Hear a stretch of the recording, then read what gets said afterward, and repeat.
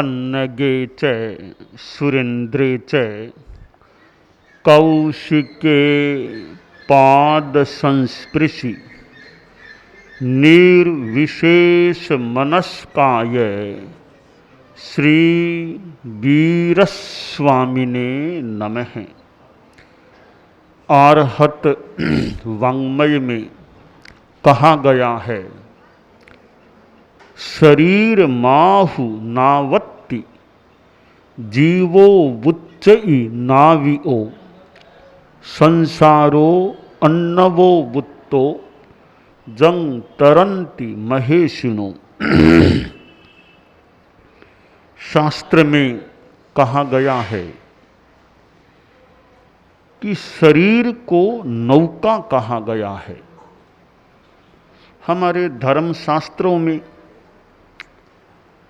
बहुत आध्यात्मिक मार्गदर्शन प्राप्त होता है, सुखी जीवन जीने के सूत्र भी प्राप्त होते हैं।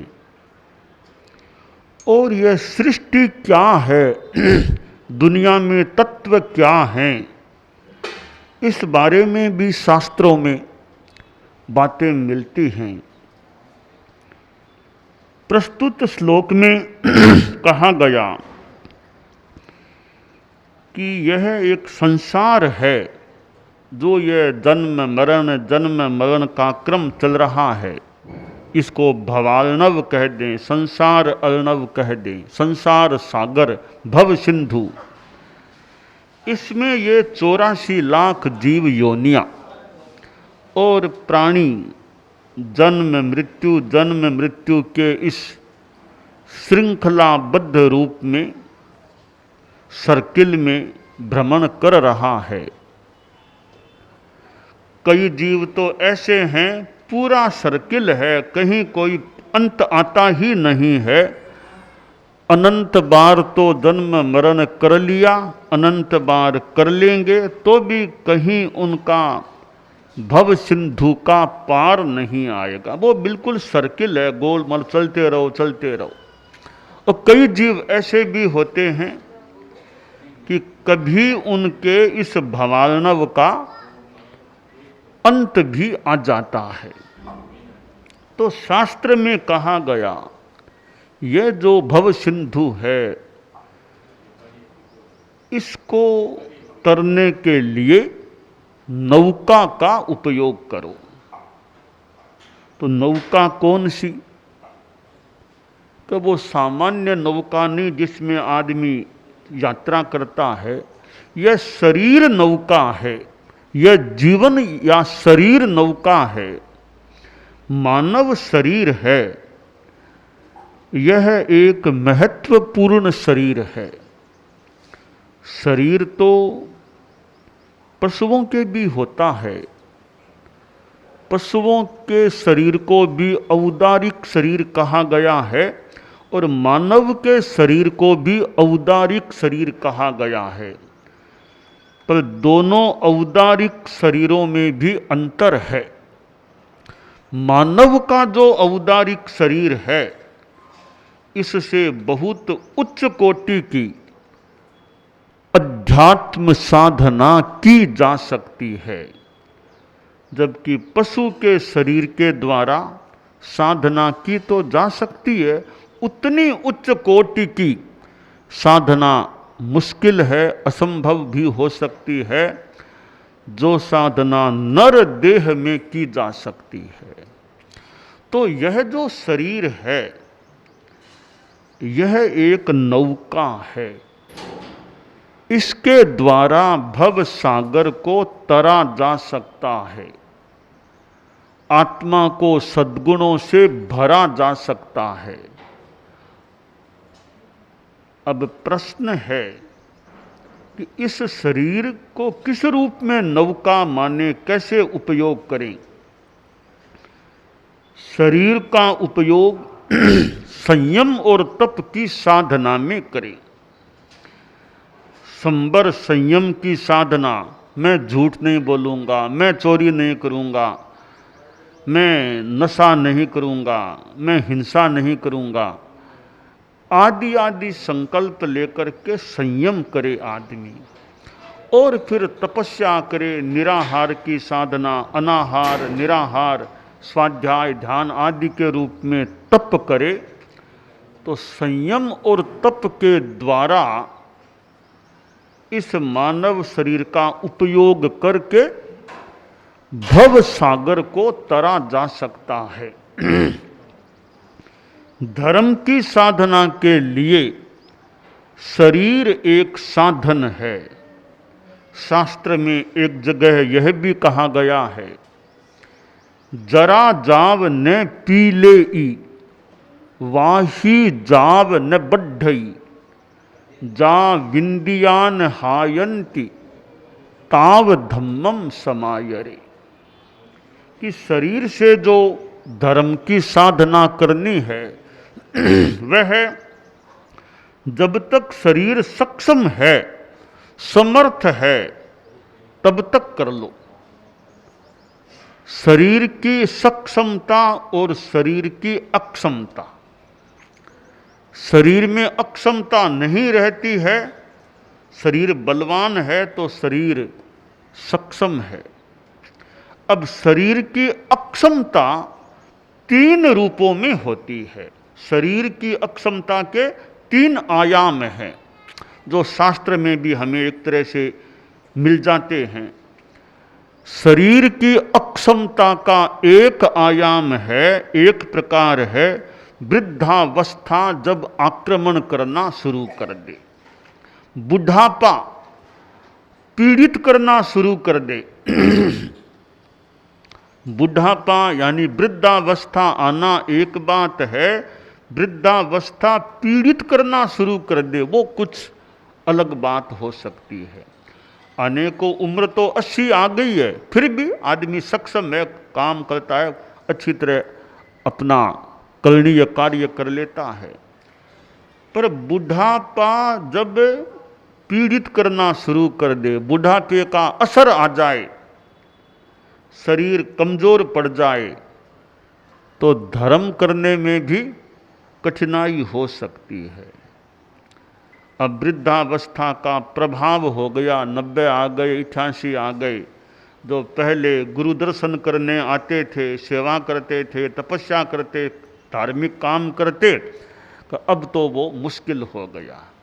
सेवा दर्शन भी मुश्किल, 5 वर्ष हो गए, 7 वर्ष हो गए कि गुरु दर्शन भी नहीं कर सके, क्योंकि अब यात्रा करना भी मुश्किल हो गया है। तो बुढ़ापा पीड़ित करना लग जाए, पीड़ित करने लग जाए, यह एक शरीर की अक्षमता है। तो बुढ़ापा पीड़ित करना शुरू न करे, तब तक जो अच्छा धर्माराधन, धर्म की साधना कर सको वो कर लो। शरीर की अक्षमता का दूसरा आयाम है वाही, व्याधि। शरीर में बीमारी लग जाए, उम्र तो ज़्यादा नहीं भी आई, पर बीमारी लग जाए तो फिर शरीर की अक्षमता हो सकती है और धर्म करना भी कुछ मुश्किल हो सकता है। अब उम्र छोटी पर पैरालिसिस हो गया, किसी के लकवा हो गया, और कोई हार्ट, लिवर आदि, किडनी आदि आदि की समस्याएं हो गई, बार बार डायलिसिस कराओ, अनेक रूपों में शरीर अक्षम व्याधि के कारण हो सकता है। शरीरम व्याधि मंदिरम कहा गया, शरीर तो बीमारी का घर है, बीमारी का रहने का स्थान शरीर है। तो शरीर व्याधि का घर न बने तो अच्छी बात है। तो जब तक शरीर में बीमारियां न लगे तब तक जो अच्छा धर्म का काम करना हो वो कर लेना चाहिए। तीसरा शरीर की अक्षमता का आयाम है इंद्रिय शक्ति की हीनता। इंद्रियां कमजोर पड़ जाएं, और तो शरीर वैसे पुष्ट है पर इंद्रिय शक्ति क्षीण हो जाए, दिखना बहुत कम या बंद हो जाए, सुनना बहुत कम या बहरापन आ जाए, और भी इंद्रिय शक्ति कमजोर पड़ जाए तो भी कुछ बाधा आ सकती है। अब इंद्रिय शक्ति ठीक है तो आदमी जितना अच्छा कार्य कर सकता है। अब बहरापन मान लो आ गया तो धार्मिक प्रवचन भी नहीं सुन पाता है। आँखों की गहरी समस्या हो गई तो पढ़ पाना भी मुश्किल है। न सुन सके न पढ़ सके, बहुत कठिनाई हो गई, तो वो भी एक बड़ी बाधा हो सकती है।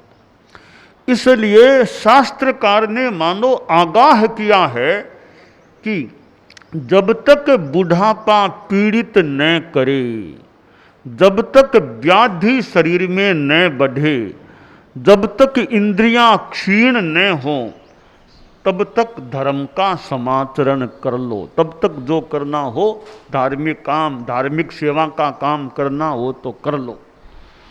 सेवा, धार्मिक सेवा भी करनी है। शरीर कमजोर हो गया है, धार्मिक सेवा करना भी मुश्किल हो गया। कई युवक लोग रास्ते में सेवा करते हैं, और भी लोग करते हैं, तो शरीर सक्षम है तब तो हो जाए। अब शरीर कमजोर पड़ जाए तो वो सेवा भी मुश्किल हो सकती है। तो जीवन में शारीरिक सक्षमता का रहना भी एक प्रकार की भाग्य की बात है। लंबा उम्र आ जाने के बाद भी अगर शरीर सक्षम रहता है तो मानना चाहिए कोई सौभाग्य है, पुण्य का योग है, पाप का अभाव है कि शरीर की सक्षमता बनी हुई है। इस सक्षमता का हमें अच्छा उपयोग करना चाहिए। गलत कार्यों में शक्ति का उपयोग, शक्ति का नियोजन नहीं करना चाहिए। धार्मिक कार्यों में, अच्छे कार्यों में, पवित्र आध्यात्मिक कार्यों में हमें अपनी शक्ति का उपयोग करना चाहिए। आदमी चाहे मैं स्वस्थ रहूं, मैं सक्षम रहूं, तो प्रश्न है तुम स्वस्थ रहकर क्या करना चाहते हो, तुम सक्षम रहकर क्या करना चाहते हो। अच्छा काम करना चाहो तब तो तुम्हारी मांग भी मान लें, ठीक अभी सक्षम बना रहूं। तो स्वस्थता का और सक्षमता का कभी दुरुपयोग आदमी को नहीं करना चाहिए। शक्ति का कभी दुरुपयोग नहीं करना चाहिए। दुनिया में सज्जन आदमी भी मिलते हैं, मिल सकते हैं, कोई कोई दुर्जन आदमी भी मिल जाए। कि सज्जन और दुर्जन में क्या फर्क है। यूँ तो आँख कान ये सब सज्जन के भी हैं, दुर्जन के भी हैं, चेहरा सज्जन के भी है, दुर्जन के भी है, तो फर्क किस चीज़ का है। उसके विचारों में, सज्जन और दुर्जन के विचारों में, व्यवहारों में, आचारों में वो अंतर होता है। कि अंतर कैसे कि दुर्जन के पास शक्ति है। संस्कृत में कहा गया शक्ति ही परेशान परिपीडनाय। जो खल दुष्ट दुर्जन आदमी है वो अपनी शक्ति का उपयोग दूसरों को कष्ट पहुंचाने में, दूसरों को पीड़ित करने में करता है। दुर्जन आदमी तो शक्ति का दुरुपयोग करता है। सज्जन आदमी है वह शक्ति का सदुपयोग करेगा। कैसे करेगा? रक्षा करने में, दूसरों की सेवा करने में, उसमें वो शक्ति का उपयोग कर लेता है। दुर्जन के पास विद्या है, विद्या विवादाय धनम मदाय शक्ति ही परेशान परिपीडनाय खलस्य साधो विपरीत मेतज ज्ञानाय दानाय च रक्षणाय। दुर्जन के पास विद्या है तो वह विद्या से विवाद करेगा। सज्जन के पास विद्या है तो और ज्ञान को देने में, ज्ञान को बढ़ाने में उपयोग उसका कर सकेगा। दुर्जन के पास धन है तो वो धन का घमंड अहंकार कर सकेगा। सज्जन के पास धन है तो दानाय, वो दान में, विसर्जन में, त्याग में इसका उसका उपयोग कर सकेगा, उसका विसर्जन कर सकेगा और दुरुपयोग से बचेगा। शक्ति की बात आ गई कि शक्ति का दुर्जन आदमी तो दूसरों को कष्ट पहुंचाने में सज्जन आदमी दूसरों की रक्षा करने में उपयोग करता है। तो हमारी सक्षमता है वो सदुपयोग में लगे, उसका अच्छा उपयोग हम करें तो हमारा शरीर सक्षम रहे।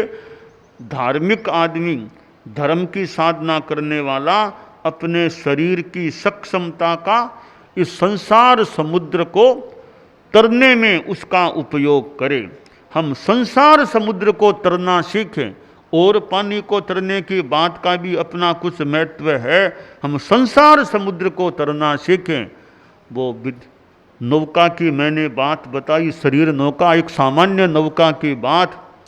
कोई प्रोफेसर था, कोई कॉलेज का अच्छा प्रोफेसर था, वो एक बार कोई नौका से कोई कहीं जाना तो नौका यात्रा कर रहा था। तो जो नौका चलाने वाला जो केवट था वो था एक वो प्रोफेसर साहब थे। तो नौका आगे बढ़ रही थी तो प्रोफेसर साहब तो बड़े विद्वान आदमी थे। तो उस नौका चालक केवट से पूछा, रे भैया तुम साइकोलॉजी जानते हो या नहीं? उसने कहा, बाबूजी मैंने तो नाम ही आज ही सुना है, मैं क्या मैं कुछ नहीं जानता हूँ। कहा था फिजियोलॉजी जानते हो? नहीं बाबूजी मैं एक सामान्य आदमी हूँ, प्राय थोड़ा सा पढ़ा लिखा गांव का आदमी हूँ, मैं ये नहीं जानता हूँ। कहा सोशियोलॉजी तो जानते होगे? मैं नाम ही नहीं जानते इन चीज़ों का। तो प्रोफेसर साहब बोले, न सोशियोलॉजी जानते, न फिजियोलॉजी जानते, न साइकोलॉजी जानते, तो तुम्हारी तो 75% जिंदगी धूल में चली गई। तुमने क्या जिंदगी में किया? ये विषय तुमने पढ़े ही नहीं है। कहा साहब कुछ भी कहो आप, मैं तो गांव का आदमी हूँ, मेरे पिताजी भी ये नौका चलाने का काम करते थे, मैं भी वही काम करता हूँ, थोड़ी बहुत खेती बाड़ी कर लेते हैं। और हम कोई विशेष कोई 1-2 क्लास कहीं पढ़े होंगे शुरू में, ज़्यादा पढ़े लिखे नहीं है, अनपढ़ से लोग हैं, अपना ये रोजी रोटी चलाते हैं, नौका के द्वारा थोड़ी बहुत खेती बाड़ी करते हैं। कहा नहीं तुम्हारी ज़िंदगी तो 75% तो धूल में चलेगी। कहा ठीक आप जो भी कहो, मैं तो अपना काम करता हूँ। थोड़ी दूर और वो नौका आगे बढ़ी, इतने में कुछ तूफान की स्थिति बन गई, नौका डगमगाने लगी। तो वह जो केवट था उसने भी थोड़ा मानो बात का एक लॉजी का उपयोग कर लिया, थोड़ा बहुत तो जानकार था ही आदमी। तो कहा सर एक बात है। कहा बोलो भैया क्या बात? कि सर आप टेरियोलॉजी जानते हैं या नहीं? टेरियोलॉजी तो वो क्या होती है? कि वो क्या, वो तरना। सब का मैं नहीं जानता, मैं तो विश्व कॉलेज का प्रोफेसर हूँ, मैं तरना नहीं, मैं तो पढ़ाना काम करता हूँ।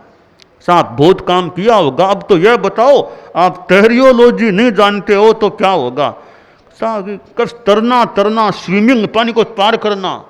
कहा साहब मैं तो नहीं जानता। तब कहा देखो साहब तूफान की स्थिति बन गई है, अब डूबने की स्थिति आ रही है, मैं तो जानता हूँ तरना, तो तैर करके पार कर दूंगा और उस किनारे चला जाऊंगा।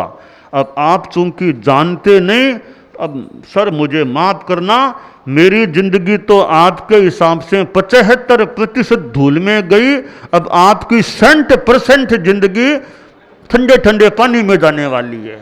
अब आप देख लो, मैं तो अब जा रहा हूँ, उतर रहा हूँ, पानी पार कर रहा हूँ। तो टेरियोलॉजी या तरना, उस पानी को तरना अपना उसका भी महत्व हो जाता है, हो सकता है। इस संसार समुद्र को तरने की टेरियोलॉजी है, वो धर्म की साधना है। इस धर्म की विद्या, इस धर्मलॉजी के द्वारा, स्पिरिचुअलिज्म के द्वारा संयम, तप, सम्यक दर्शन, सम्यक ज्ञान, सम्यक चारित्र के द्वारा इस संसार समुद्र को तरा जा सकता है। तो जो शास्त्रकार ने कहा है शरीर माहुनावत्ति, यह शरीर एक नौका है, यह जीव नाविक है, यह संसार अर्णव है, इसको महर्षि लोग तर जाते हैं। तो हम इस मानव जीवन में इस देह का उपयोग करें और इस जीवन का संयम तप की साधना में उपयोग करें। अहिंसा, सच्चाई और यह स्वाध्याय, ध्यान, संयम, चारित्र आदि आदि चीज़ें हैं, इनके अभ्यास के द्वारा हम इस टेरियोलॉजी के द्वारा इस संसार समुद्र को तरने में सफल हो सकते हैं।